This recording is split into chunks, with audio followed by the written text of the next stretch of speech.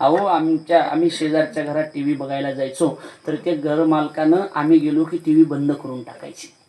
माझ्या भावानं माझ्या हाताला धरायचं, बाहेर न्यायचं आणि बाहेर नेऊन मी म्हणायचो का रे आपल्याला टी व्ही बघू देत नाहीत. त्याने सांगायचं आपल्याला टी व्ही बघू देत नाही त्याचं का. आणि आम्ही गेलो दरवाजा लावून टी व्ही लावायचे. मी म्हटलं आपल्याला का. तो म्हटलं आपण गरीब आहोत, आपण गरीब आहोत आणि गरिबी असल्यामुळे आपल्याला मायबाप नाहीत, त्यामुळं आपल्याला टी व्ही बघण्याचा अधिकार नाही. ऐका ना, टी व्ही बघण्याचा अधिकार नाही. मी त्या दिवशी शपथ घेतली होती, आता जो स्वतःची टी व्ही घेत नाही तोपर्यंत भगवंतराव टी व्ही बघणार नाही, असा संकल्प होता माझा.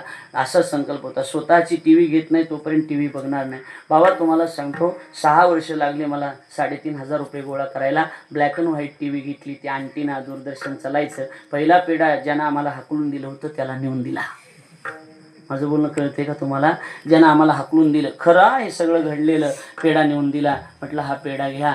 आम्ही टी व्ही घेतले. माझ्या देखत साहेब त्यांना नालीत पेढा फेकून दिला. म्हटलं काका खाऊ नका पण आमचा पेढा फेकून तरी देऊ नका, खूप गरिबीतून आम्ही हे सगळं उभा केलं, माझी विनंती. या ऐकताय सगळेजण. फेकून दिला.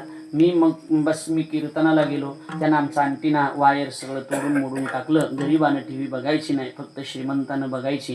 कीर्तनानं आल्यावर मला कळालं. मी सकाळी गेलो, म्हटलं काका 6वीला होतो मी. म्हटलं काका, म्हटलं काय आमचं वायर तुम्ही तोडलं, अंटिना मोडून टाकला. हो म्हणे मीच मोडला, काय करायचे कर. मी एकच सांगितलं होतं, म्हटलं माझ्याच्यानं काहीच होणार नाही.